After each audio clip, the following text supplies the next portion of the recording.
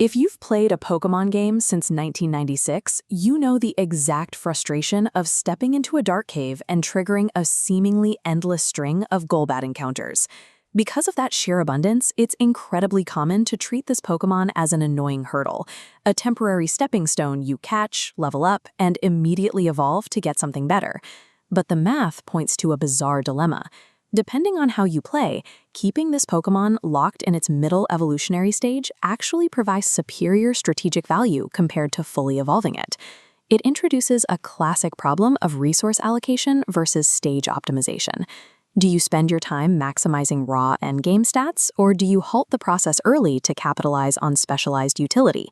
This decision tree outlines the 3 specific optimization paths available to players, entirely dictated by your format: a mainline playthrough, a Smogon competitive match, and Pokémon Go. The first path demands tedious, out-of-combat micromanagement, but rewards you with blistering, untethered speed. The second path actively sacrifices offensive power, relying instead on a held item to generate extreme artificial bulk. And the third path achieves a perfect DPS moveset, but slams directly into a hard statistical ceiling that limits its endgame use. There is no single correct answer for how to optimize this Pokémon. The mathematically correct choice is completely dependent on the ecosystem you are fighting in, and we need to map out exactly how to exploit each one. Let's look at the standard playthrough environment, or a high-stakes Nuzlocke run in games like Brilliant Diamond or Legends Arceus. The mechanical barrier here is unique. Evolving past level 22 isn't triggered by experience points. It requires maxing out a hidden secondary stat called Friendship. To raise that value, you have to commit to highly specific inputs. You need to equip the Soothe Bell, pump the Pokémon full of expensive vitamins, and keep it physically at the front of your active party as you travel. But there is a strict negative constraint tied to this mechanic. If you let the Pokémon faint in battle, its friendship score drops. You must actively protect it to make progress. Successfully managing those inputs yields a single, highly rewarding output, triggering the evolution into Crobat. This chart illustrates exactly why you do it. Crobat hits a massive base 130 speed stat. When measured against the average mid-game opponents you face, it effectively guarantees you will move first in almost every encounter. For a standard playthrough, the tedious HP micromanagement is entirely justified. You are actively building a sweeper fast enough to outspeed the Elite Four. But when you transition to the Smogon competitive ladder, the math changes. Against human opponents in the NU and ZU tiers, raw offensive stats are frequently outclassed by specialized utility. In this format, you intentionally halt the evolution to exploit one specific item, the Eviolite. Looking at this comparison table, the Eviolite multiplies the defense and special defense of an unevolved Pokémon by 1.5 times. That pushes a base 70 defense to 105, and a 75 special defense up to 112.5. That artificial bulk is highly practical. It allows the middle evolution to safely switch directly into heavy same-type attack bonus moves from aggressive threats like Sceptile or Medicham. There is, however, a fatal flaw in this strategy: extreme vulnerability to the move Knockoff. If your opponent successfully removes your held item mid-battle, that defensive multiplier instantly vanishes, leaving your Pokémon completely exposed and statistically crippled. To compensate for lacking the raw power of a final evolution, this build relies on a highly specific offensive strategy, the Stallbreaker moveset. It uses the combination of Taunt and Toxic to systematically shut down passive, bulky walls. You prevent Pokémon like Vaporeon or Miltank from healing themselves, while the poison steadily drains their health. You pair that with Superfang. Because Superfang mathematically removes exactly 50% of the target's current health, it bypasses defensive stats entirely, allowing you to break down thick targets without needing a high attack stat. The major tactical trade-off here is that this playstyle is incredibly passive. If you get locked into stalling, heavy steel and electric types can switch in safely and use you as setup fodder.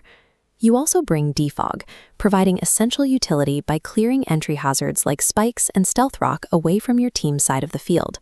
But that utility comes with a severe punishment. Because of your flying typing, switching into stealth rock strips away 25% of your health instantly, forcing you to waste crucial turns clicking Roost just to stay alive to clear the field.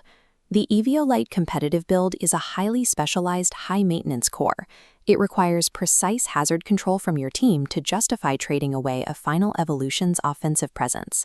Finally, we have to evaluate the return on investment within the mobile environment of Pokémon Go PvP and gym battles. To make the Pokémon viable here, you need to secure its mathematically optimal moveset, Wing Attack paired with Shadow Ball. This horizontal bar chart ranks the available options. Wing Attack and Shadow Ball push out 20.4 damage per second. That establishes the 100% efficiency benchmark, completely outclassing alternative main moves like Poison Fang or Air Cutter. Getting that exact combination requires a heavy resource drain. You have to spend limited elite TMs and stockpiled Stardust to permanently lock it in. But there is a primary limiting factor that caps the value of this investment, and that is combat power. Even if you push this Pokémon to the absolute maximum, level 50, it hits a hard mathematical cap of 2,234 CP. The tactical reality of that ceiling is absolute. Because it can never scale higher, it is rendered entirely useless for Master League PvP or high-tier PvE raids against legendary targets. If you play Go, you must restrict this investment strictly to the 1500 CP Great League or very specific niche PvP cups. Pushing it any further is a complete waste of your Stardust. Optimizing this Pokémon is not about blindingly chasing the highest possible numbers. It is about matching the correct mechanical build to the correct format.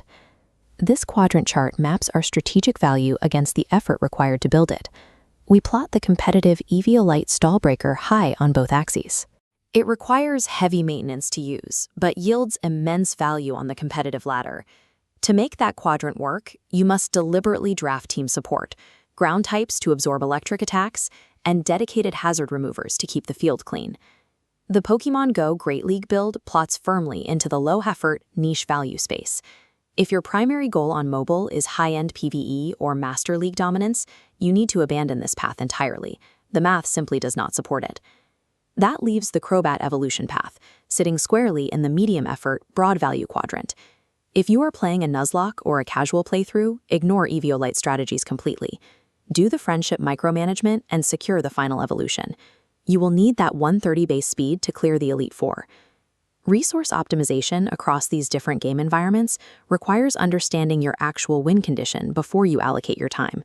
Final stats aren't everything. Sometimes, halting an evolution to hold a defensive item provides the exact tactical anchor your team needs to survive.